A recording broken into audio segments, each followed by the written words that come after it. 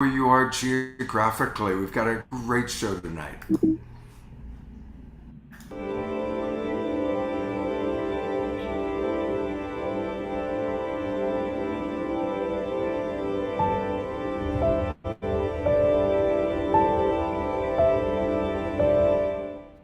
What if I were to suggest that you play a key role in the awakening world?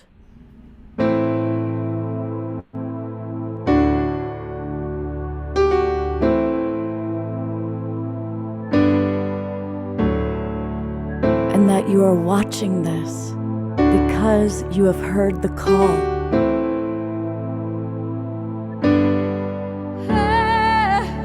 We can start right now by opening our hearts and minds.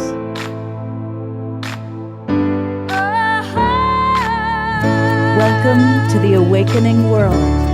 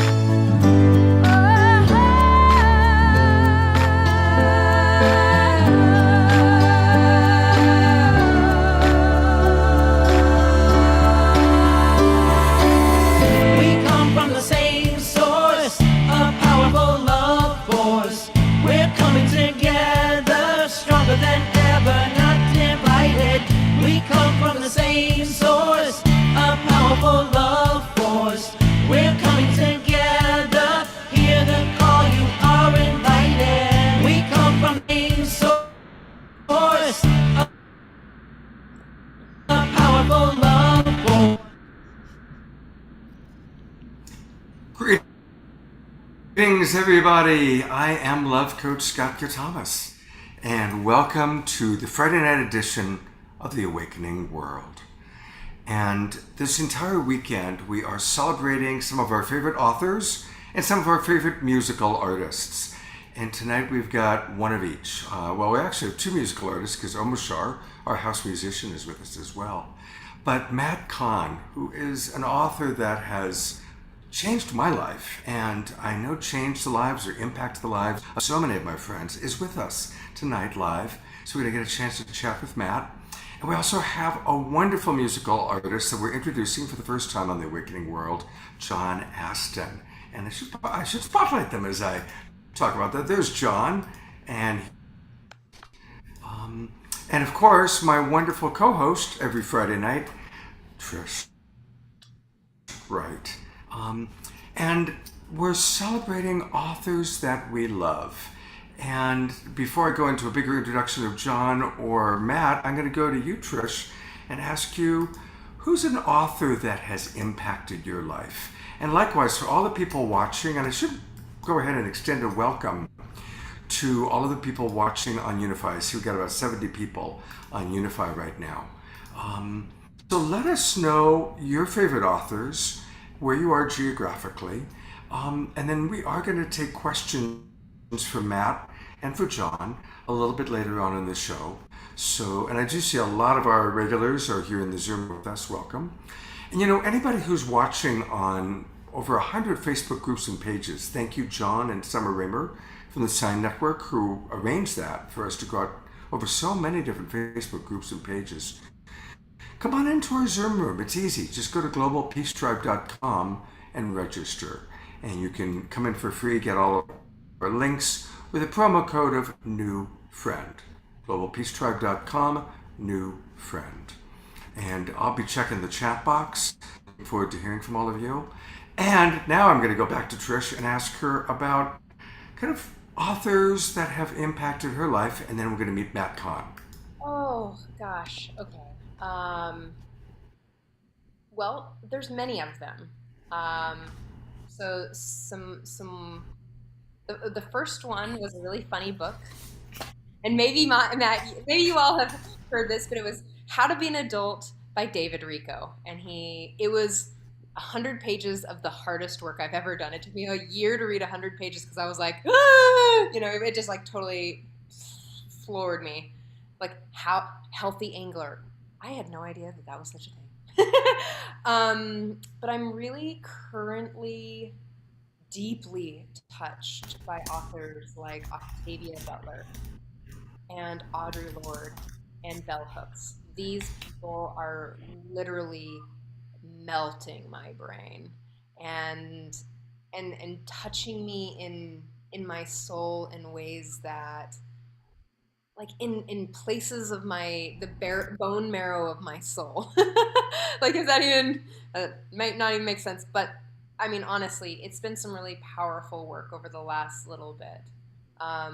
Something that so Scott and I just taught a class today called The Awakening World, and one of the pieces that was brought up is an Octavia Butler piece, and she, in one of her books, in the Parable of the Sower, she says that that to pray to God, or to pray, is to pray to change. And I love. So these are just some things that are up in my brain. Ooh, one more. Resma Menakin with the My Grandmother's Hands. Wow. There you go. All right, now I'm done. Thanks, Scott. I'm so excited, from Matt Kahn and from John Astin, and of course, I'm so happy to see you, Omashar and Debbie. Beautiful. All right, well, with no further ado, we're going to add Matt to the scene here. His books, as I said before, have really impacted me. Uh, and we've had the absolute good fortune to have Matt on our show a few times, Saturday Night Live, and then recently The Awakening World. And Matt has a brand new book out, so we're going to go right into it. Matt, tell us about what's alive for you in your life right now and how that has showed up in your new book. My goodness, what a question. And thanks again for having me. It's truly an honor to be here with Yeah, everyone. welcome.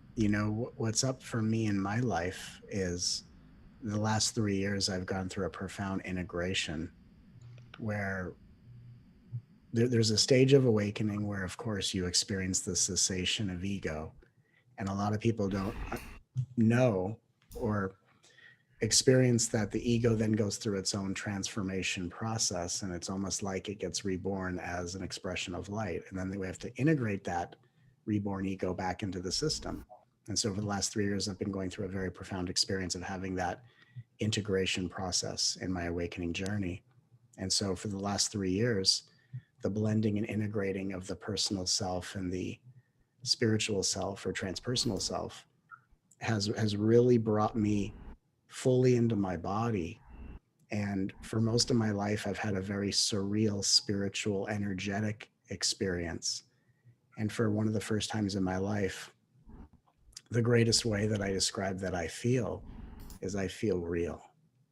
And from that sense of feeling real and tangible, I wrote my new book, All for Love, The Transformative Power of Holding Space, because we're at a time in history where not only is it time to be heart-centered and help to correct the course of human history and rebirth this planet, but how are beings who are heart-centered going to navigate this world with an open heart in such an ever-divided climate? Mhm. And so I wrote this book on how we can communicate consciously, hold space for ourselves, and really interact with others from a loving space, despite the differences we may have or despite the divisions that the world is working out. So I'm really quite proud of what I wrote, and it's a book that shares the most of my personal journey, and it's a book that I spent most of my time bawling my eyes out writing, and it's also a book that touches me on the deepest level. And I'm so grateful to be here to share this book and to invite everyone to really take in all the wisdom and the magic that the universe channeled through me into this book. Beautiful. So again, the book is called, I'm going to go to where we have it on Amazon, Hey, All for Love, yeah. The Transformative Power of Holding Space. There it is. It's Yes. on Amazon, and Hey, it's look at available for, yep, there it is. Matt, Yeah. of course, the book that I first read, my first book of yours, was Whatever Arises, Love That. Love Yes. all that arises. So, could you talk a little bit about that concept? Because for any of our people who are new to you, that seems to be one of your signature foundational teachings. Right. How do we do that? Well, you know, it's interesting when I wrote Whatever Rises Love That, it's because, you know, I came into this field as an intuitive healer, which was just spontaneously activated throughout my life in my early adulthood. And I didn't really know the spiritual path other than my own experiences throughout my life. And what happened was I would do sessions with people and I'd intuitively give them answers. And I would stand outside of myself and listen to what I said and listen to what they said. And that's how I learned about most paths, because I've only gone on paths based on my own experiences. And when I came into this field and I was in a awareness that, of course, love is the highest vibration, love is the answer. And I came into this reality of spiritual healing, or the spiritual genre. And it was perplexing to me because love is the highest virtue and value. And I found that a lot of spiritual paths or healing journeys weren't necessarily leaning on love as the procedure in which we facilitate healing. And I just saw an opportunity to say, what if every stage of spiritual growth, from healing ourselves of our traumas, our wounds, our cellular memories, throughout all stages of awakening, even the notion of manifestation, what if every stage of spiritual evolution was only taken in the most loving way? Because I started to see other paths, which I truly respect. And I thought, well, it doesn't strike me as the most loving way. And one of the things I say in my first book is, as a litmus test, if it's not the way that you would talk to a child in pain, it shouldn't be the way you talk to yourself. And I came into this industry with a lot of people spending time in meditation, berating themselves, watching their thoughts, living out of a rather superstitious reality. I can't do this, I can't do that, I can't say this word. And I found people in a state of hypervigilance and micromanagement. And I found that that was actually a barrier to the deepest healings and awakenings that life can provide us.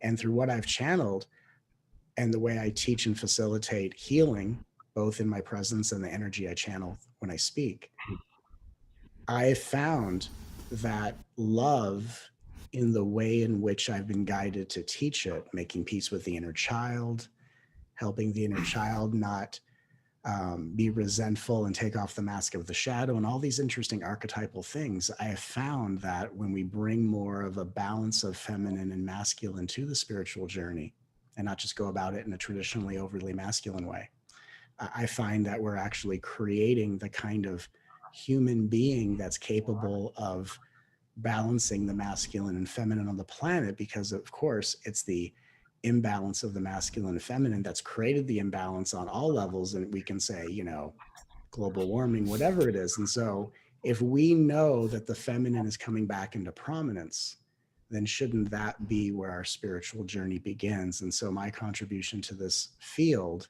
is making sure that we're always approaching everything in the most loving, heart-centered way, because for me, that's the only way progress occurs.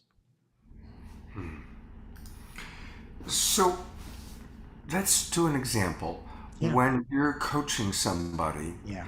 and let's say they've had a heartbreaking experience Yeah. with cancer, or a devastating disease. Yeah. How do you support them to see the love in it, Right. without it becoming a spiritual bypass? Of course, it's a great question. Well, you know, and the thing is, I wrote the book, Whatever Rises Love That. And so everyone, not everyone, Right. but it's a very common interpretation, let's say, to say whatever rises love that, as if that is outside of you, because in our society, we think of that as the outside thing, because we tend to give our power to outside things as our validation. But what I was writing was whatever rises love that, meaning love the one who's having the experience. And so if we are too busy trying to defeat cancer, we don't have the awareness to love the one having cancer. And so many people will sit with me and go, Matt, I don't love cancer. And I would say, well, if you sat in front of me and said, Matt, I have cancer and I love it, I would say, well, that's awesome, but that's besides the point. You know, it's really actually, it's not loving the condition you're in, because that's a bypass. That's just as much of a bypass as the old version of acceptance. Like if I accept it, it will feel better, which is more of a mechanism. And so what I'm teaching people is Let's love the one who's having cancer. Let's love the one who doesn't know if they're going to survive. Let's love the one who doesn't know what to do. Let's, instead of it being love versus fear, can we love the one who's afraid? Can we actually stop and love the one in the condition instead of saying that only free from the condition can I be free to love? And I think that's where we start to really find the gravity and power of love, that's not based in condition. And I think as human beings, it's where we really start to separate true love from what societally we call love, which is really arousal, right? When conditions are not awesome, we go, I'm not aroused. I don't like this. And for most people, when they're not aroused, they have no access to their consciousness. And so what I'm teaching people is how to access their consciousness without needing it to be through some form of arousal, so we can really actually define love as an act of service towards ourselves and others. Oh, yes. I feel, oh, like I just feel really nourished by your words right now. Thank you. Um, you know, Matt, my definition of love has changed over the last couple of years, and Has it? shifted from whatever it was, which is this very programmed belief, to the radical acceptance of what is. Yeah. Can I love you there? And so in places, just I can love you there. I can love you there. I can love the melting amoeba of, yeah. I have a question for you, just to come back to this masculine and feminine, because my feed and all of the things that I'm watching on Facebook and Instagram and all is like blowing up with this masculine feminine thing. Now, I just want to say, like, I'm totally into the balance. This like this new world, this new being of people who are balanced in this. Right. My feed is like blowing up with the masculine and the feminine, and how the masculine is to dominate the woman, the female, and how the woman is supposed to be in submission. And I'm just curious, are you seeing all this as well? Oh, I've seen it. And you know, that's the with all due respect to that path and that ideology, I look at that as how the spiritual ego tries to role play. Like, you play this role, I play this role, and we're all going to have our needs met. And for me, I find it to be not what I'm, not the direction I'm pointing to, because what I'm suggesting, you know, what I feel to be true and what I see to be true is that there's masculine and feminine energy in each person. And so what I look at is the balance of polarity of both in a human being, even though each human being tends to lean towards one but we all have both, right? And so I think that when we're in a spiritual path and it's like, you know, here's how a conscious woman is supposed to be with her man, and here's how a man's supposed to be, you know, those are the kind of teachings that seem to work really well in workshops. And then we get home and life happens, and, you know, we need to just put on our sweats, order a pizza, and get real. And, you know, for me, what I have helped a lot of people who have come from those kinds of paths. And all I can say is that if it resonates, you know, I applaud that. But I simply meet people when whatever path they're on runs out of steam. And then really, you know, for me, when I'm helping couples, whether I'm helping someone love themselves or I'm helping couples reconnect, what I find to be more helpful versus here's how a man's supposed to be or here's how a woman is supposed to be is, let's actually create an environment where we can each have time in our own lives to return to our own wholeness. Let us share our wholeness with each other, and let us in a relationship remind each other how much more we deserve to receive. And let's actually help each other up level our ability to give and receive love safely. And so for me, the container of intimacy, whether it's conversation, eye gazing, or whatever it is really about entering into a space of equality, of mutual surrender, and safety and sovereignty. I'm verklempt. I'm going to cry.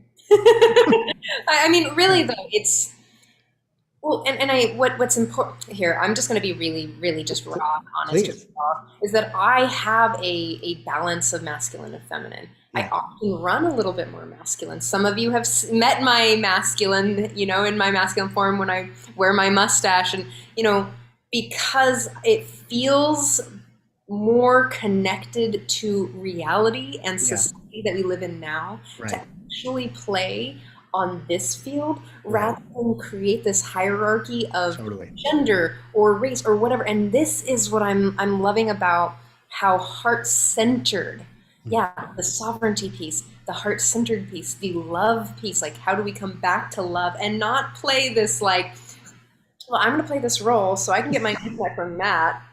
You know, instead of just being like, you are a human being, you woke up in this body with, and we're just going to meet on a true heart, soul level. Like, thank you. You're welcome. Thank you for articulating that so beautifully. And what I want to say is that I think that it's also, you know, equal to what I love what you just said is how being in the masculine sometimes feels more rooted in reality. And someone had made a comment a couple minutes ago, and I just want to address it. You know, there's an old spiritual myth that says keep the personal self and the spiritual self separate. You know, there's this whole spiritual myth of like ego must be a bad thing. And, you know, one of the things I taught at a retreat a couple of weeks ago was, the ego can be inflated. And that's the examples we mostly see is an inflated ego of emotional inflammation. But there's also another imbalance of ego where a lot of empaths and sensitives who wind up getting abused by narcissistic patterning is because they don't have enough ego. And so I think the conversation of melding the personal and the spiritual together is part of the new paradigm spiritual embodiment, just like I find that the ability for a woman such as yourself or any person to have the blend of the masculine and feminine is pivotal, because when we both meet as the blend of the masculine and feminine, we're meeting in wholeness, and then we can actually be real with ourselves and real with each other. And then instead of trying to impress each other, we can serve each other as we serve ourselves. And isn't that where we really have the greatest opportunity to meet and to see what really exists between us? Yes. Yeah. Because I mean, we can get real that we are spirits in animating this body. Like, that's right. I need, this body needs an ego and a personality and identity. That's right. It doesn't run without it. That's right. It's dying. Right. It needs all those things to actually move through the world and to communicate with other humans, right, and creatures, and you know, move through the world. Right. I love what you're saying here so much. Thank you. Really, you know, and just to share a little bit more is that I've been really looking at the constructs of gender, of sexuality, of beauty standard. I've been like looking. I've been like peeling back the matrix. And looking and being like, wow. And what happens, what I'm noticing, and maybe you can speak to this as well, is what I'm noticing is that the more authentic that I get, the less that I participate, the more people are like kind of intimidated by just how real and present I am. Yeah. But also I notice how people are just, there's some fear there. And I'm curious, do you find that when you're communicating or when you're sharing your wisdom with your workshop attendees and your retreats, are they catching on really quickly and finding the integration between the dichotomy? I think it's been an evolution of my teachings, and it's something I emphasize. And so I think my audience does, because I point to it so often and I teach it and I emphasize it so incredibly, because I've seen so many paths and how it creates these potholes and imbalances, and how we can, you know, it's wonderful to point to a reality. At the same time, the question, and because, you know, I've come through a life of various awakening experiences. You know, I've lived in a state of samadhi for many years. At the same time, I'm also an intuitive healer. And so I have this interesting bridge between this awakening experiences and the mystical realities. And what I find to be interesting is that we can point to something and it can be overemphasized, and then we can glom onto that as if that's the thing. This is the end point, or this is where I'm supposed to arrive. And there's so many complex levels to this, including like when we talk about realization, from a quantum perspective, there's a realization of self-realization in the third dimension, fourth, fifth, all throughout. And so there's so many different realizations. And once you reach one, the next one is going to literally make the one you just had almost null and void. And so we have to actually be so open-minded and so open-ended with like, hey, this is true right now. And the only thing that never goes out of style is love. And so that's why the basis of all my teachings is love, because as I've gone through many awakenings, as I experienced liberation from ego, then integrating the reborn ego of, which is called the soul. The ego dies, it's reborn, now it's the soul back in the body. And that integration process, I find that things become simpler, things become clearer, but instead of it being an expanded reality, it's just a grounded, loving reality, because this is where spirit wants to be. Spirit is in this character, but I think it's time in history for us to kind of stop decompartmentalizing our multidimensional nature and actually just become fully functioning beings, because my interest is not only leaving this world more loving than when I arrived, but I want spiritual beings to be high functioning beings. And through the processes we go through, it's not always a high functioning experience. And so part of that is also my modeling of my experience to my audience of how can I constantly live a life of a high functioning, grounded being? Like, I'm the spiritual teacher and author. I also recently lost 25 pounds. I've returned to working out. I used to be a bodybuilder, and I'm back to weight training and bodybuilding, because my personal self is just as important and needing of being nurtured as my consciousness and spiritual self. And I just find that that is such an integrative perspective that's needed on this planet right now. And I'm just honored to be someone who constantly points in what I think of as a very healthy balance. I love that. What's going on, but I'm finding that that piece right there. I wanted to say something back to what you shared about the book. Yeah.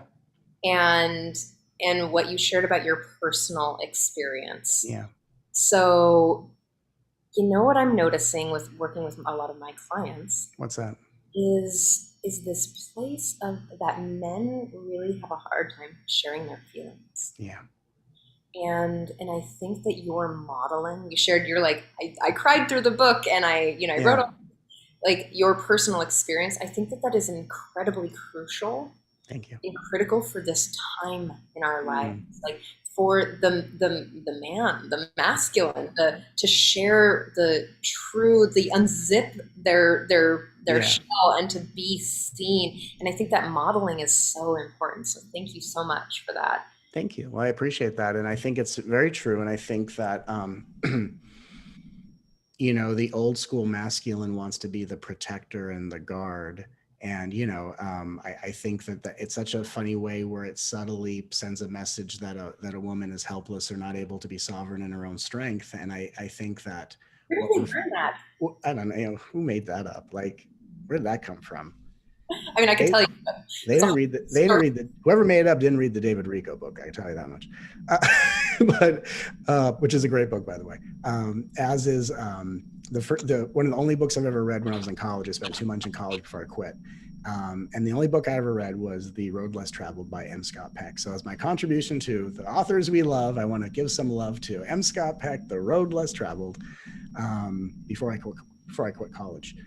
But we find it in the new paradigm masculine power that the masculine doesn't demonstrate his power by like guarding the feminine. The masculine demonstrates his power by respecting the feminine as an equal, and actually demonstrates his power by surrendering into the feminine. And so as men, when we are truly strong, we are strong enough to be in tune with our feelings, to share how we feel without projecting, to take in information and to listen without assuming we're being attacked or we need to fix something. And if we're going to be such powerful men, then surrender to the feminine and die into the space of intimacy where we meet as one. And that's legit. That's legit. That's exactly what I teach in my coaching and in my work as attunement. I love it. literally teach embodied feelings, attunement, Yeah. and audacious loving action towards connection. Audacious loving action. I love that. I know. That's awesome. How great are all this is I've never done one of these Friday things. This is great, guys. This is fun. This is wonderful. Scott and I know why he brings me on, because I'm kind of random. Like my brain, I call it big hummingbird energy. Other people call it ADHD. I call it big hummingbird energy, and it just works in this like. I also want to bring John Astin into this conversation a little bit, and so we've been sharing a lot on the masculine and the feminine. We've been sharing about men's feelings. We've been really sharing about maybe the authors that have touched you. What would you like to share about any of this? Can someone help me put him on screen? Oh, John's. John, you're muted. There we are. Hello. Yeah, in some ways it's actually those are concepts I don't actually think that much about, although I actually have this very strong sense of those archetypal energies, if you will, each of them being very alive in me.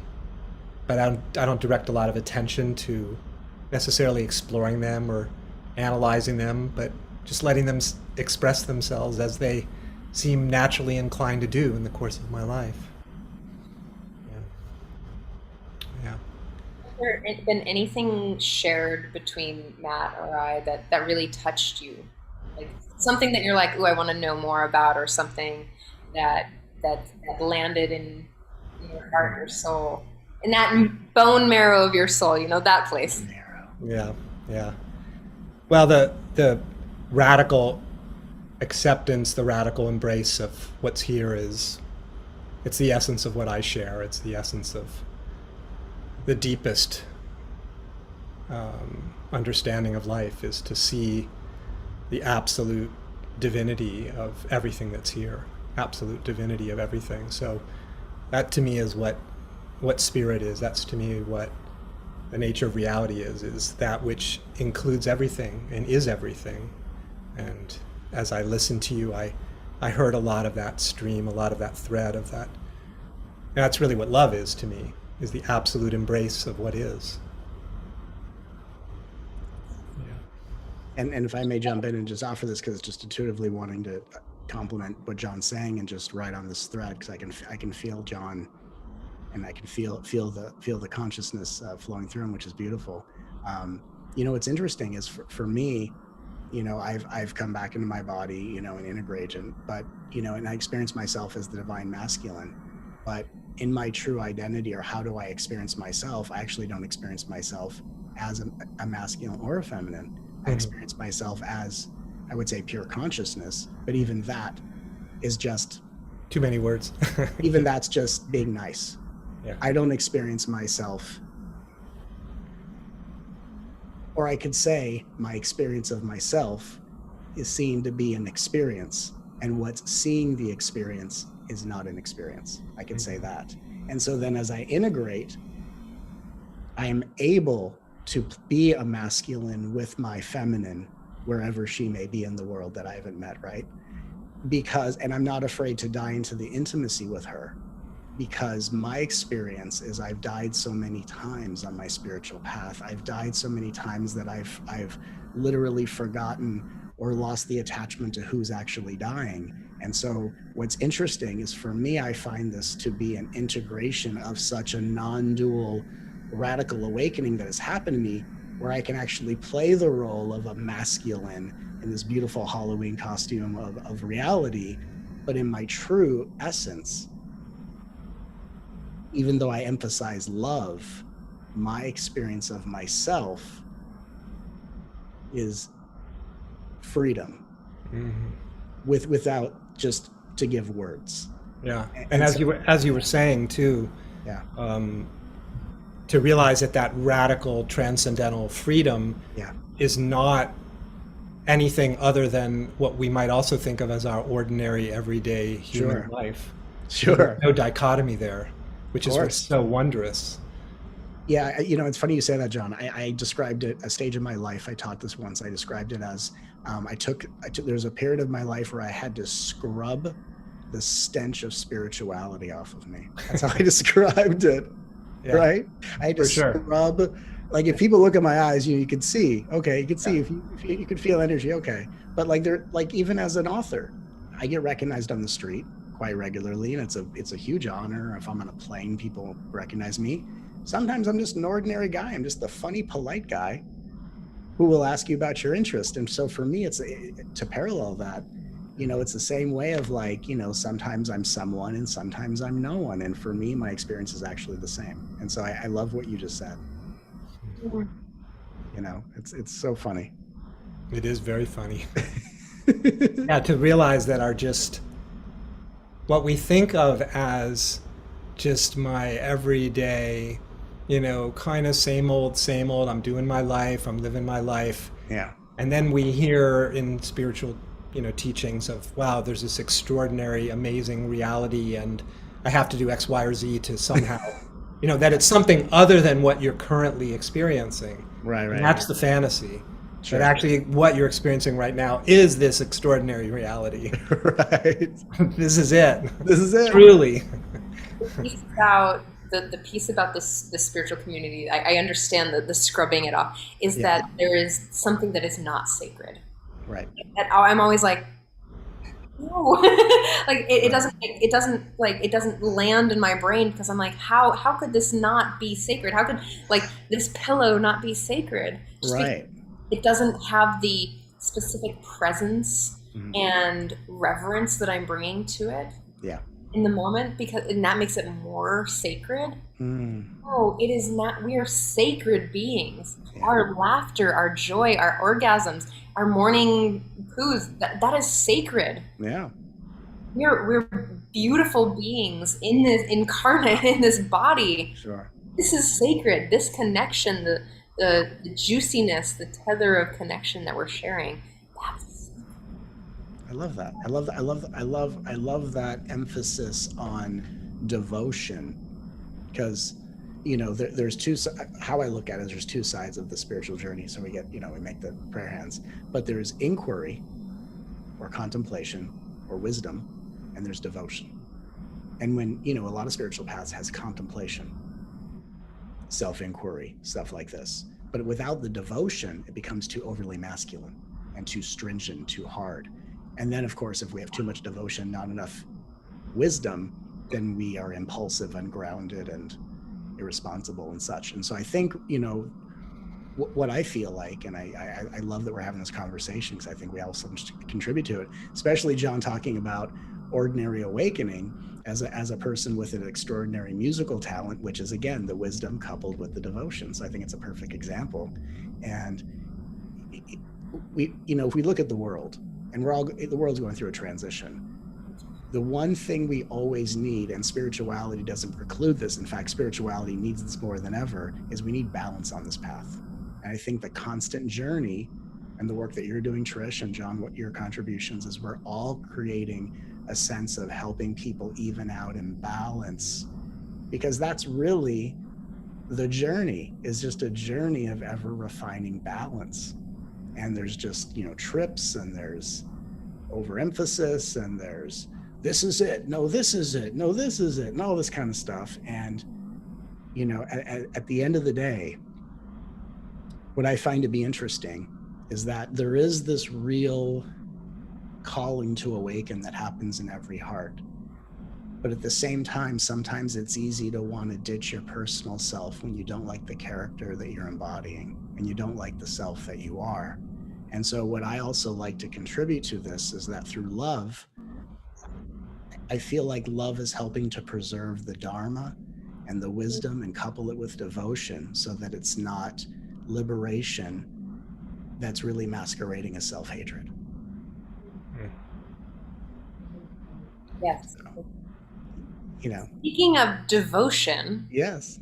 Speaking of John's devotion and love, I'm wondering if you would share your devotion and love with us now. Be happy to. Yay. Be a little music. You knew. You heard it.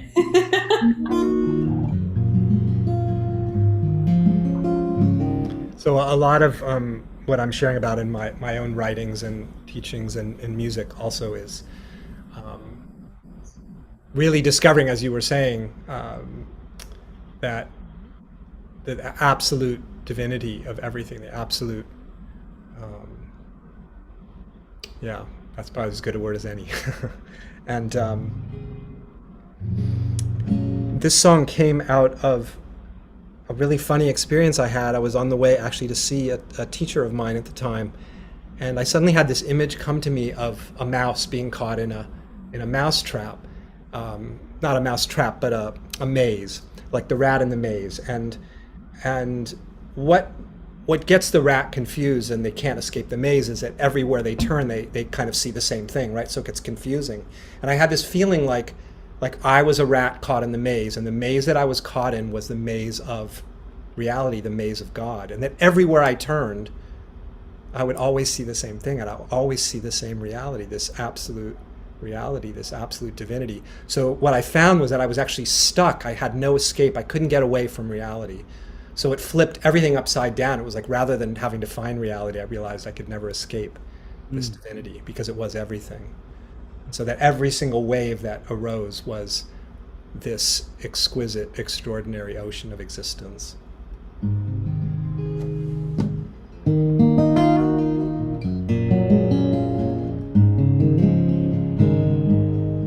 So this is called No Escape.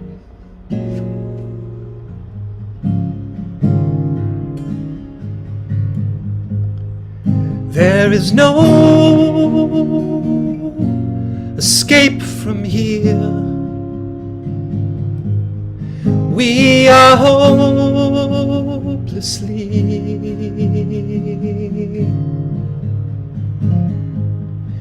trapped inside this maze of truth. There is no dry land anywhere, 'cause everything is wet, everything is wet, everything is wet in the ocean, and everything is wet, everything is wet, everything is wet in the ocean. There is no escape from here. We are hopelessly, oh yeah, trapped inside this maze of love. There is no dry land anywhere, 'cause everything is wet, everything is wet, everything is wet in the ocean, and everything is wet, everything is wet, everything is wet in the ocean. What grace to know and revel in the ecstasy of this.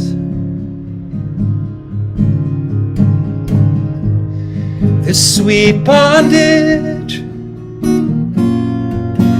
that is our liberation. 'Cause everything is wet, everything is wet, everything is wet in the ocean, and everything is wet, everything is wet, everything is wet in the ocean, and everything is wet in the ocean, and everything is wet in the ocean, everything is wet in the ocean.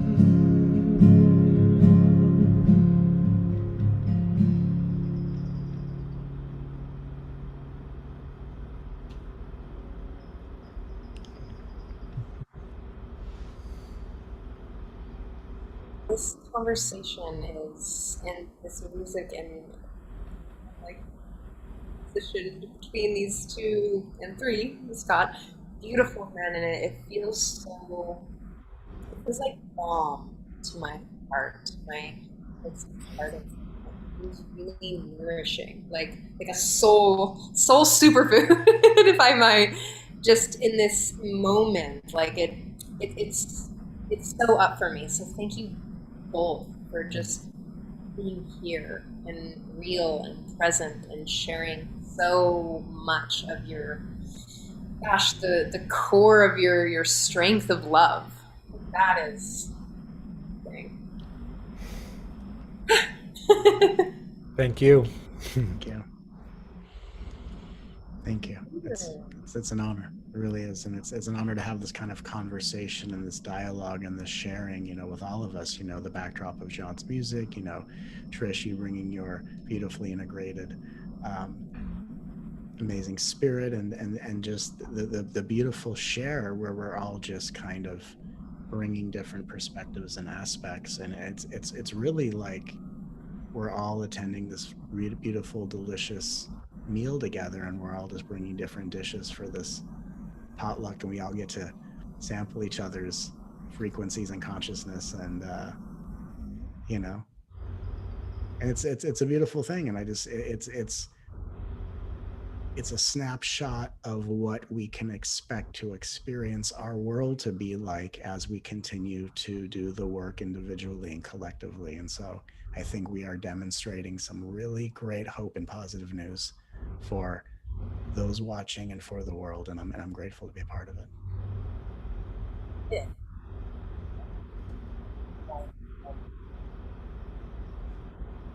Oh, so this is exactly why we're called the Awakening. I love that. And we're all doing our part. Matt, you have your special medicine that you bring to the world. John, you have your special medicine. I have a very specific medicine to give. Scott has his. Omishar has his. Debbie has his. And this is when we commit. You called it devotion. When we commit and devote our lives to love, to actually choosing love. This is what happens. This sort of, we don't even know really each other, but we're having such a tangible connection from around the world, the planet, that if I met you, Matt, today or tomorrow or like 6 years from now, you'd be like, oh my God, right? And if I met you, John, it would be the same. And so this is where we get to choose a new reality every moment by choosing love. Yes. I'd love to hear just a little bit more about, like, Matt, a little bit more from your perspective of, if you can give us like a tidbit, like our viewers, our listeners, just one tidbit of something. Like, I love action steps, like an action plan. Like, if you can give them like one thing that they could do today that would just shift their whole reality or their world or something to invite them into.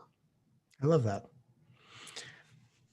I think one of the greatest actions, and thank you for that invitation, I think one of the greatest action steps that we can take on the spiritual path and in our lives is, I think it's very therapeutic to learn to be honest with ourselves about ourselves and not trying to frame things in a right way or afraid to do it wrong. Like, people will stand in front of me in an event and they'll say, I think. No, I'm supposed to say I feel. And it makes me want to devour the earth in one gulp. It makes the Shiva and me just want to completely devour this world and start over, to be honest. And I say it with love, but I think what a lot of spiritual beings need, and I think what's very helpful, is that spirituality is about finding a safe, sacred space to be honest with yourself, because that's where intimacy begins.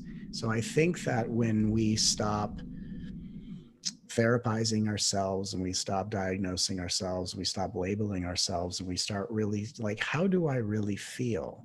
Because only when we admit how we feel do we know the next one in line to be love. So in my teachings, I will say, well, perhaps anger is next to be loved, but we can't love the anger until we first let anger have its say. And instead of having it say on people, we have it say within the context of our own sacred space. And so I really think that the spiritual journey is about creating a safe space for all of our inner experiences and expressions to be heard without corrected, without reframed, without being bypassed, and to really meet the grit and the gravity of our personal experience, knowing that which is meeting that personal experience is always prior to, within, and beyond the person. And so I think as a good action step, even though I'm that I love you guy, love what arises, I think that the most meaningful action step that we can take is to know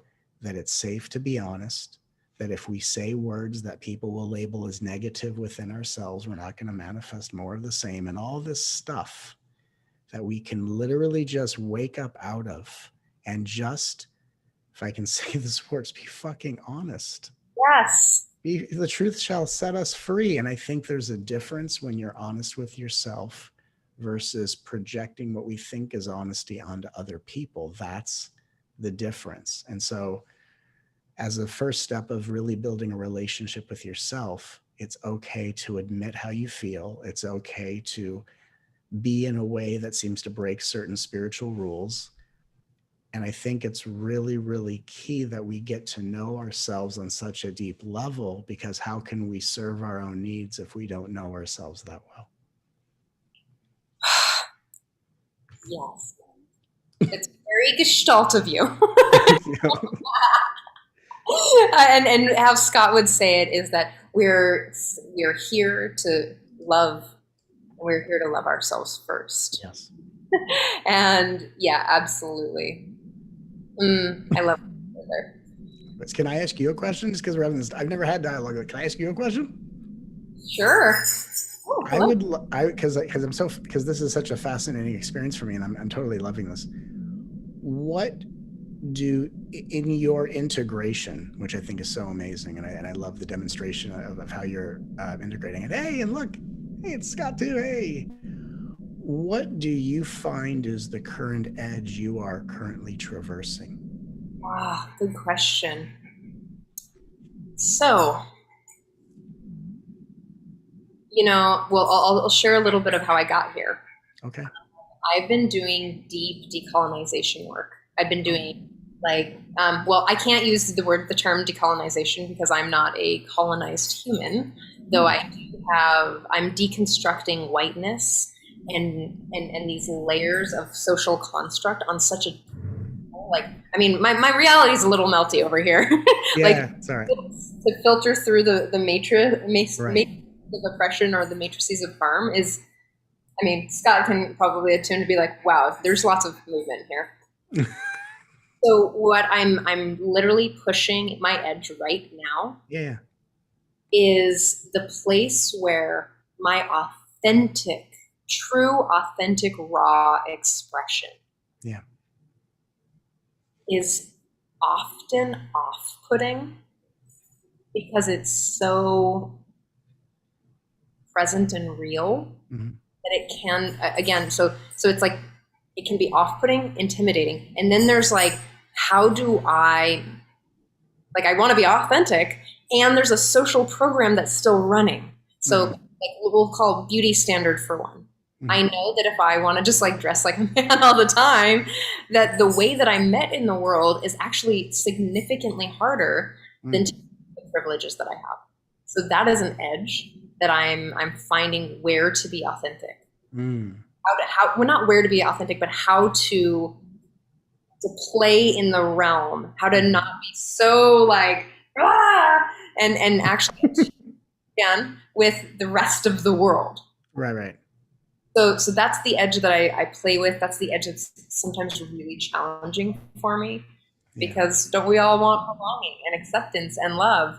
And there I'm like, yeah, this is some wildness of this being called Trish. And when I find judgment, I'm like, oh, can I love them in their need for safety or their value? Right. And I just love them there in their perspective. Sure.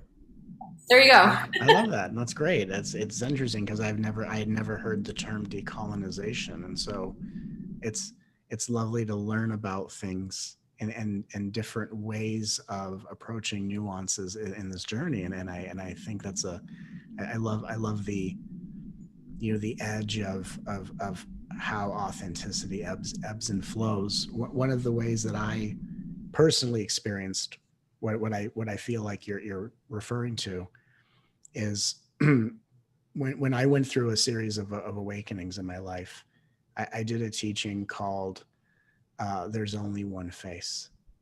And in our world, we're constantly taught that we have different faces. We have this face in our family, this polite face. And for me, what I found is when I woke up, several masks fell off, and what remained was one face, and it was a faceless face. And so for me, I have found that in this bottoming out process, for me, authenticity is just being one face. Mm-hmm. And what I found was when this is just my personal testimony, when I refused to shapeshift, which is what I've spent my whole life doing. I spent my entire life shapeshifting, trying to balance out everyone else's imbalances, and then I'm being all things to all people, and then I feel resentful or unfulfilled. And this is historically my past. When I refuse to be anything but the faceless face of what I call my truth, just truth. Right? There's no my truth, just truth, which is just inclusivity, which is what John just sang about, right? The ocean, always wet. In fact, next time I see John in person, I'll be like, John, ocean's always wet. Because I love that line. That was great, by the way. I love that. When I refused to shapeshift to I'm going to be this person to increase this likelihood, when I stopped that completely, I found that the world around me changed. Yes. And it feels like that's the path you're also on as well. It is the path that I'm on. Yeah. And when that, so there's a balance here. Yeah. Probably speak to this as well. Is like there's a balance between, like, I could just run towards that side of wild authenticity, and that's where I want to go. Sure. I still need friends in co-regulation. Right. I still need those people. I still need connection, and because who knows? Like my family kind of has dropped away. Lots of my friends have dropped away, which is good, because if they don't love me for the wild, vast human that I am, then that's okay. I can love them. But there's like trying not to trip reality, like totally trip reality for everyone else. Sure. It's finding the balance between codependency and attunement, right? Yeah. Oh, I love this conversation so much. And it's good. And I will say that what I found is the balance between codependency and attunement for me in my journey, my experience, was I found, it's just dropping in right now. I'll make up a new phrase for myself, even though I don't think I've invented it. But my new phrase is quiet authenticity. Yes. Quiet authenticity. So for me, my authenticity and my confidence comes from an extraordinarily quiet place. And so I enter into a moment, people either know me or they don't, which is whatever, it's going to be.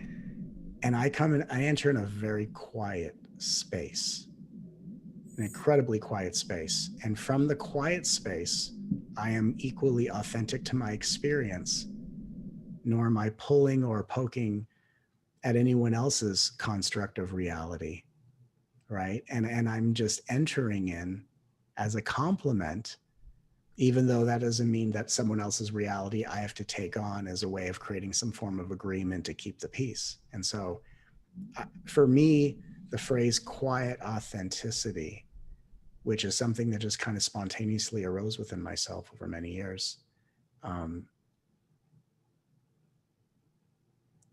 it allows me to bask in the glory of this beautiful diversity of the world, to see the differences that exist in human beings.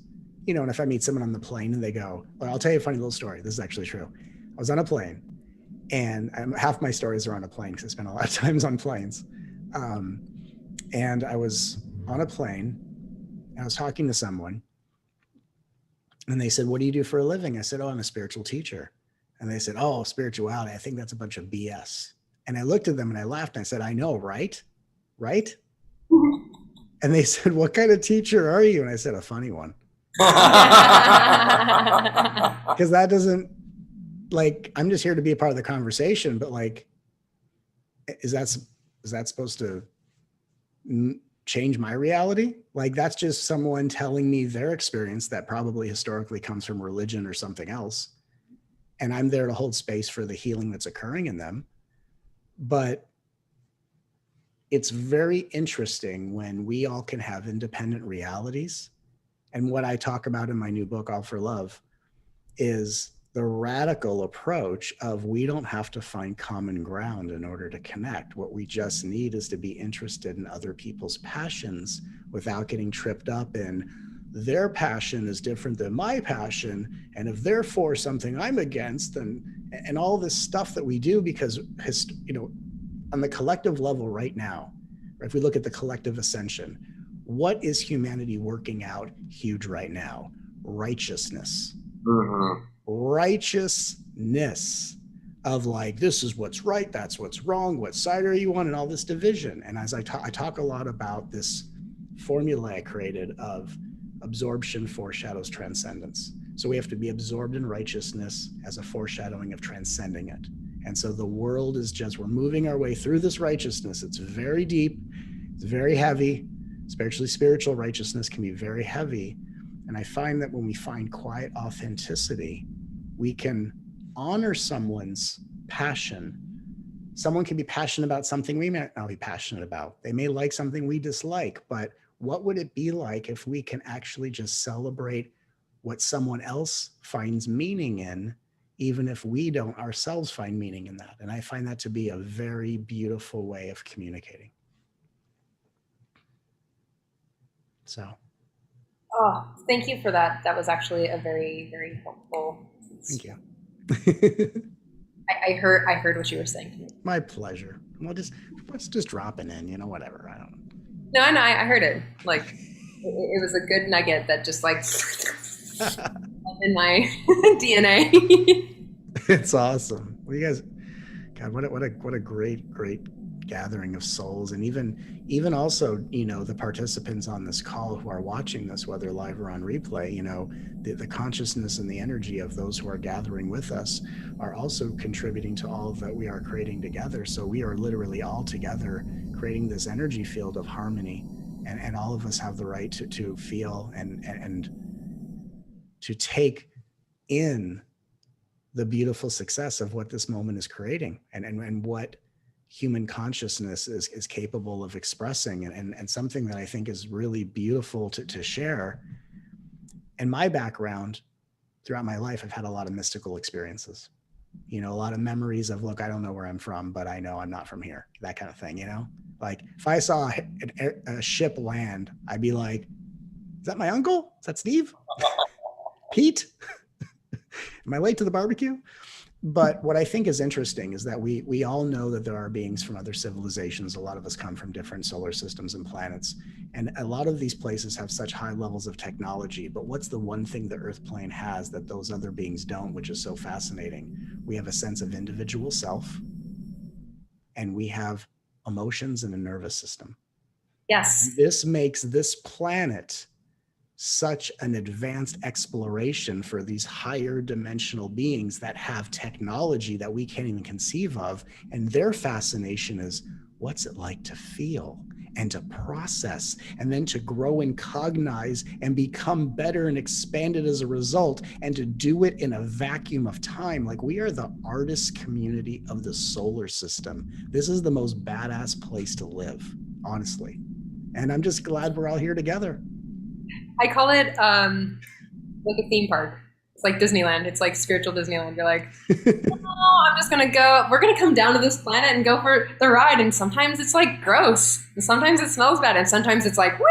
But you're standing in line a lot as a human. I don't know about you, but I stand in line a lot. Stand in line. Sometimes it's a booze cruise, you know? Sometimes it's a booze cruise. And exactly. Sometimes we eat too much of the buffet, and, you know?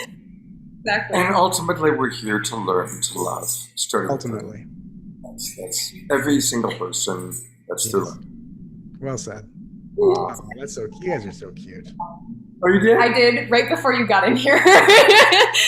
And I love, thank you. I mean, for me, it's been like, internet, blah, blah, blah. And I love how you two just have taken over and had this incredible, dynamic, wonderful conversation. And I look forward to going back and watching. Yeah. Well, honest to God, we're just channeling John. Yeah.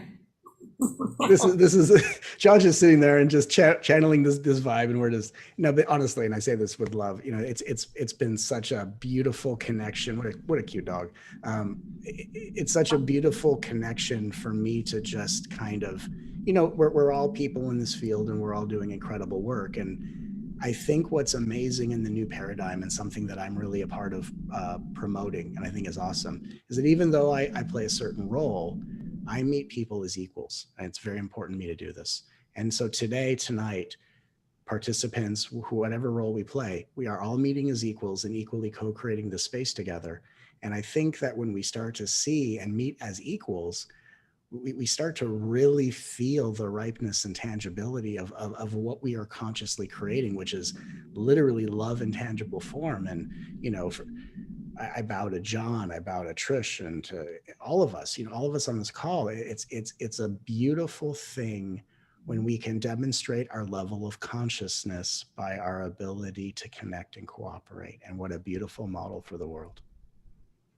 And everybody watching, everybody who hears your voice right now, whether you're watching a recording or a replay, I like to think we're all imaginal cells in the new butterfly forming out of the old dying paradigm. The old paradigm was not sustainable. Right. We have to form. And every cell is equally important. Every cell is equally important. They have different functions, but they're all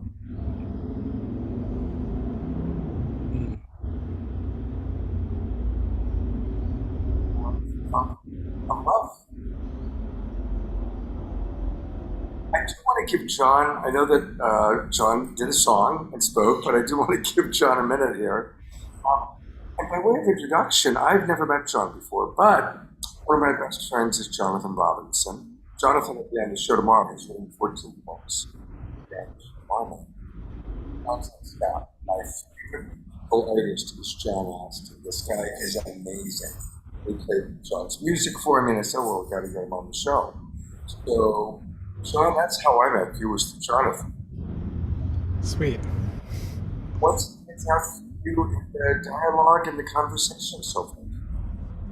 Sorry, you broke up there a little bit, Scott. I couldn't hear what you said. Does that your question? Yeah, what stands out for you in tonight's conversation so far? It's like Matt was talking about, how, people coming from all these different realms and planets, and it's amazing to hear you speak of diversity, the diversity of what is calling people, what is pulling on people, where their own edge is, where their own, it's quite unique, obviously, for each one of us. And my own explorations and my work is, it's almost coming at all of this in I would say, a less conceptual, less sort of psychological, even though I'm a psychologist, ironically. It seems like over the many years, my explorations have led to more and more simplicity. I say that the simplest practice, if you will, is to simply feel what's here. And when I say that, I'm not talking about emotions, because emotions are actually conceptualizations of what's here.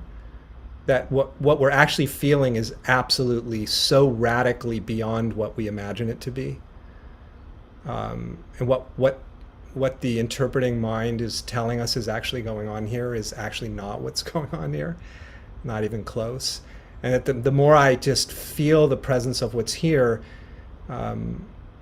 which is why I invite people into that simple exploration, the more reality reveals its wonder beyond wonder, its beauty beyond beauty.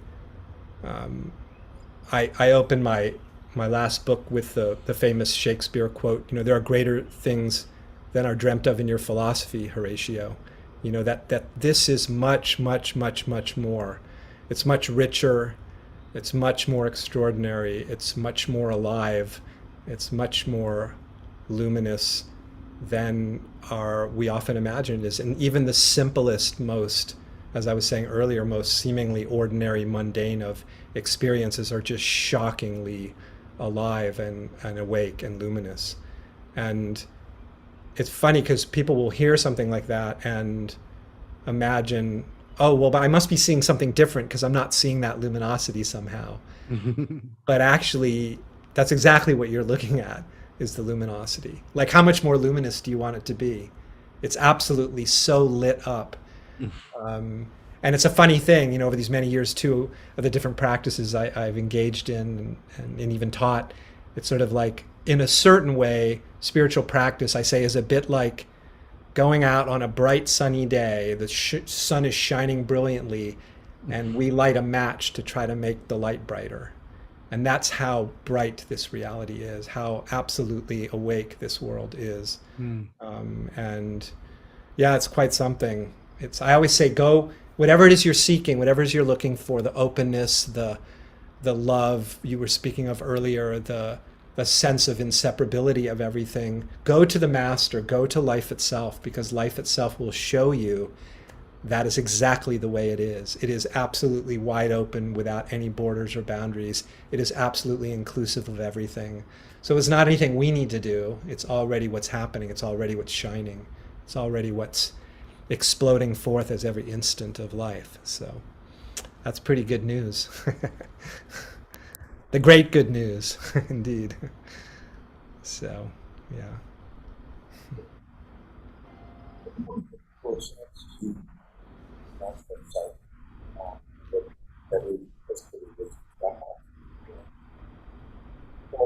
On Facebook. Oh, Amazing how eclectic you are. You do music, you write books, you do academic writings. Is there anything particular on your website you'd really like to direct our audience to? There's a I think probably, well, there's all sorts of things. You can find my music there, and then there's a link there on audio and video that has many, many interviews I've done, podcast interviews, meditations and inquiries, and all sorts of fun things. I just did a really, really fun interview the other day with Sam Harris, which just went live on his Waking Up app, if anyone knows about Waking Up. And that was a really, really fun conversation he and I had. And so, yeah, you can find all that stuff on my website. So, yeah. I'm being told that our sound isn't very good, so I apologize for that. And I also want to, again, just remind people, you can now pre-order Matt's book. I am so grateful that Matt has decided to spend time with us tonight and to write this book all through life. That's right. Again, go to Amazon, you can pre-order, and definitely make sure you follow Matt. You know what he's doing. Both so much. I'd love to give each of you a chance for like closing comment. And then maybe John, if you'd bless us with a closing song, that'd be wonderful. Happy to do that. Besides having the Mr. Rogers moment of learning a new word, decolonization. That's right. From Mrs. Rogers here. That's awesome. Yeah, and by the way, decolonization, I didn't know the word before Trish brought it into my world. And now, the festival that we're at right now, it's becoming a big movement. Wow. I'll look into it. That's interesting. We're centering this idea of whiteness. Like there's if you walk back, this class were constructed. Right? So yeah. I shared this a little bit before, but you, as a person who's white passing or a white-bodied person, considered this way, racialized as white, we can't decolonize our work, but we can decenter whiteness, or we can deconstruct this concept of white as a race. Oh, there you go.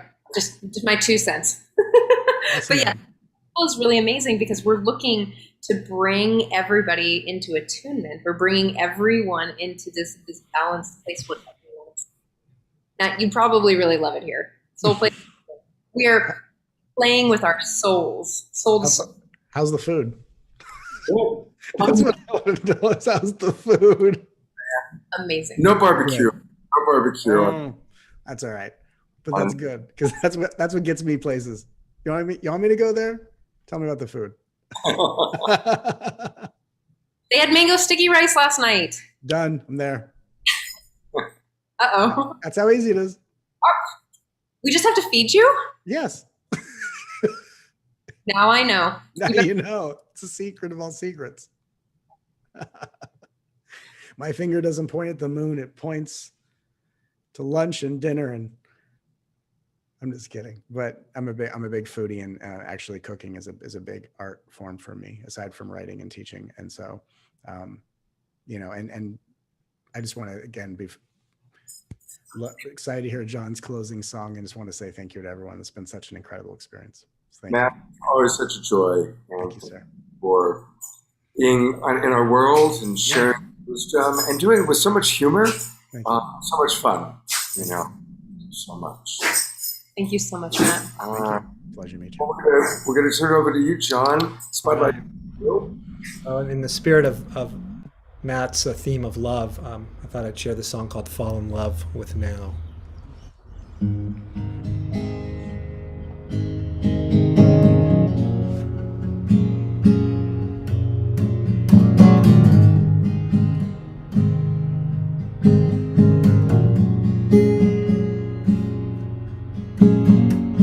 Everything is rising, and everything is passing away.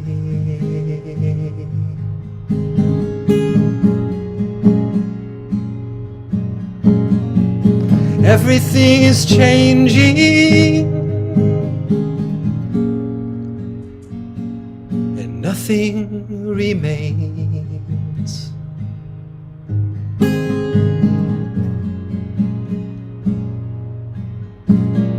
And everything is here for just a moment.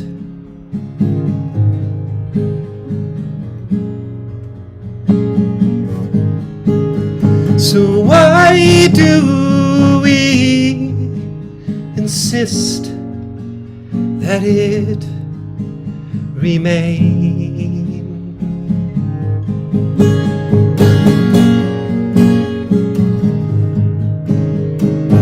And suffer needlessly instead of being.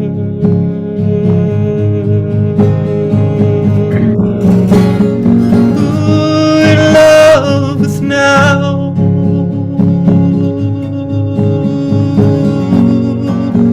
just fall in love with now.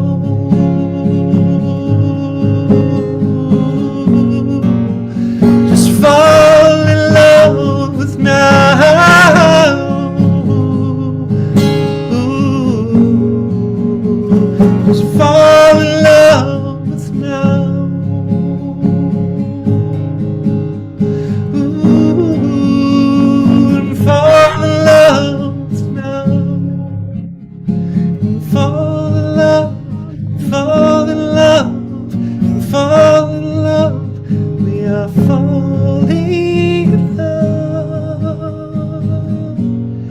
Every moment and falling in love. Every moment we are falling, falling, and falling, and falling into love.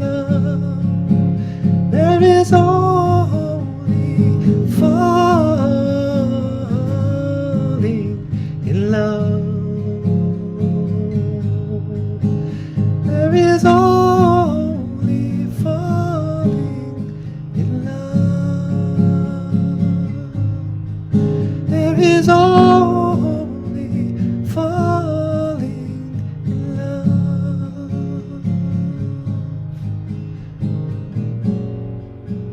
Right now, right now, right now. There is no other time.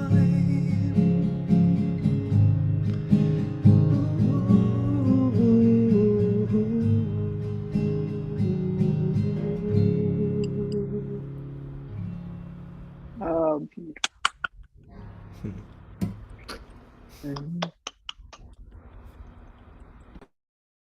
Oh. Well, consensual hugs and cheek kisses to you all if you want them.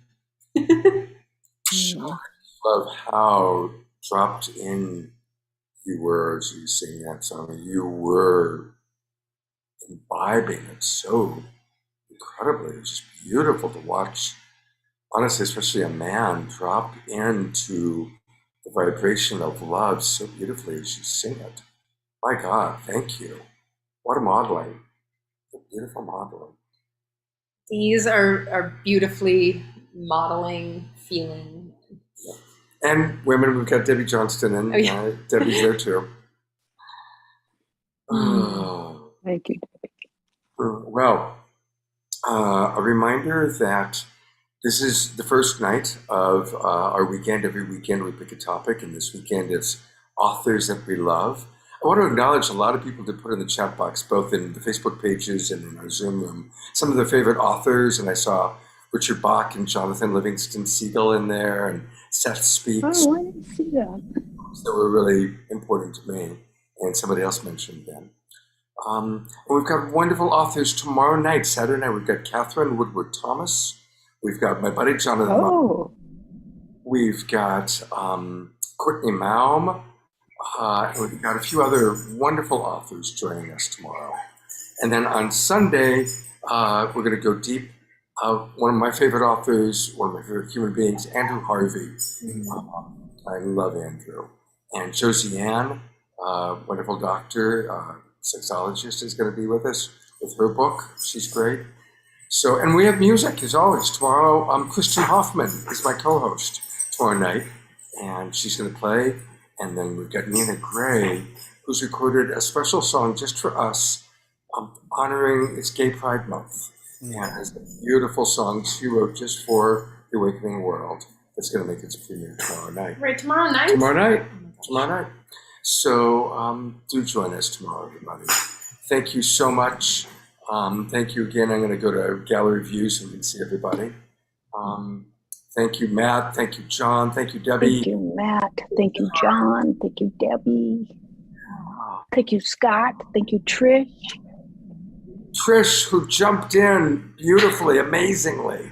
And I'm just gonna say, if you want some tools on self-love, every Thursday at 10 a.m. we have people from all over the world. We have coaches and therapists from all over the world giving you free tools to love and love yourself and each other better. So show up. The Self-Love Show. 10 a.m. Pacific time every Thursday morning. It's a wonderful show. Thank you, everybody. Have a beautiful evening. If you are watching the replay of the recording, we love you as well. All of our recordings are on YouTube at Global Peace Tribe. Just go to the Global Peace Tribe channel. We've got amazing stuff there. And thank you again, Matt and John and Omashar. We love Omashar, and Omashar will be blessing us with music tomorrow night. During the main show, we're going to have Omashar playing music tomorrow night. It's a beautiful picture watching you two both there, and I watched everything fall away from you, Scott. The love quotient went up 100% when you were sitting next to Trish. It's just like, whoa, this is beautiful. Namaste. It's a blessing to sit next to Trish as opposed to fiddling with my hotel room trying to get my computer to work. We're very good friends. Yeah, I love this woman very much. All right, everybody. Thank you so much. Have a beautiful evening. I'll see you tomorrow night.